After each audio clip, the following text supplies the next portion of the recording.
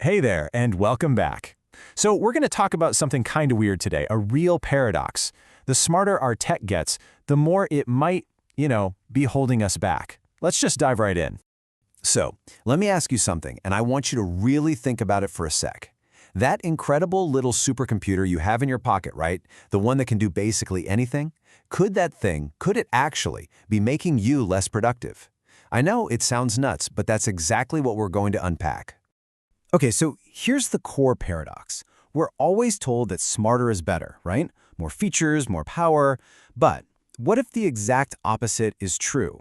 What if choosing simpler, kind of dumber tools is the smartest thing you can do for your focus? Let's see how that could possibly work. Okay, think about this for a second. When was the last time you had to do some simple math, like, 8 times 17, and you did it in your head? Be honest. You probably just pulled out your phone, right? And look, it's not because you're bad at math. It's because our brains are fundamentally lazy. They're wired to take the easiest path possible. And technology, well, it's always the easier path. This is just one tiny example of a much, much bigger deal.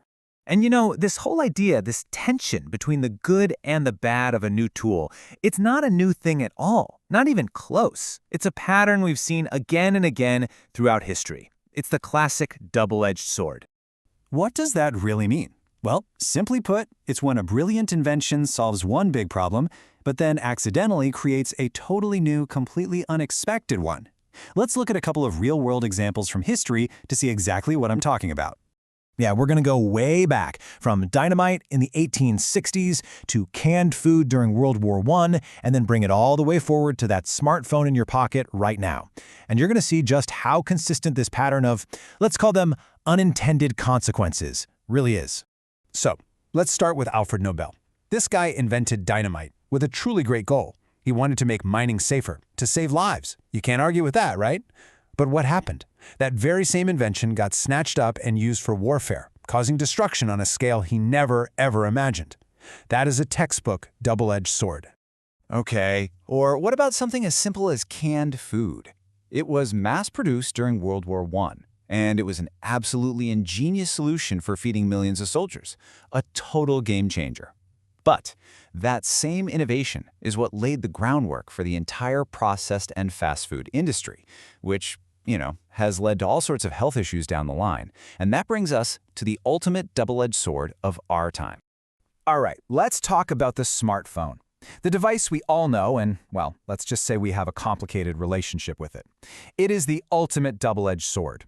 First things first, we have to give it its due. I mean, smartphones are incredible. Just look at this list. It's your alarm clock, your calculator, flashlight, camera, GPS. It's everything. It's replaced a whole drawer full of stuff. It's a genuine marvel of convenience, and it puts an unbelievable amount of power right in our hands. But here's the trap. Because everything is in one place, it means that every single time you reach for it to do something simple, like use the calculator, you are instantly exposed to 1,000 other distractions. And there's a real mental cost, a brain drain, from having to constantly fight those off. And the results of that? They're kind of staggering. I mean, just look at this data. A huge chunk of adults are spending more than 3 hours a day on their phones. And a lot of people, they're hitting 6, 7, even 9 hours. That's a massive part of our waking lives. So what gives? Why is it so incredibly hard to just put it down? Okay, let's try an analogy. Imagine every time you unlock your phone, you're standing in front of two options. On one side, you have this delicious, irresistible slice of cake. That's your social media, your games, the endless scroll of videos. It's instant, it's easy, it's fun.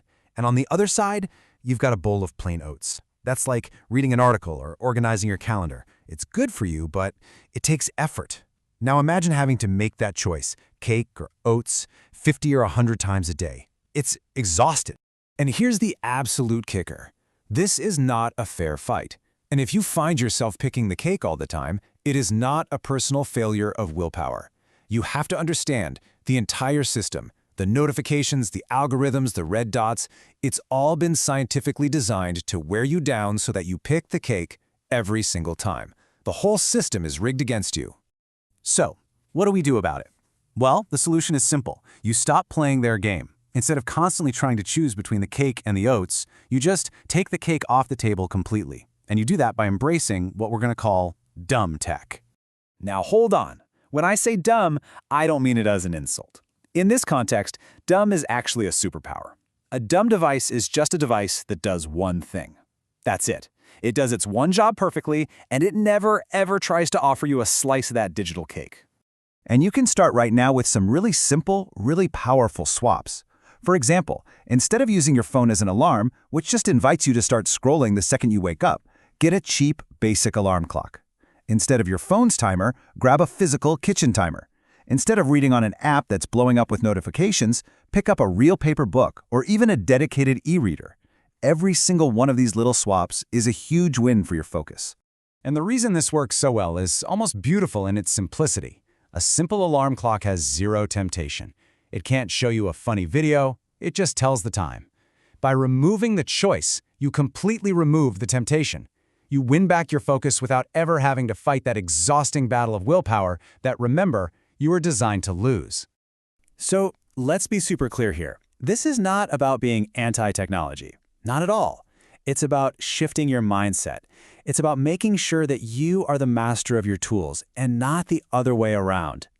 I mean, look, I'm using a whole bunch of tech to even make this for you right now. The goal isn't to go live in a cave.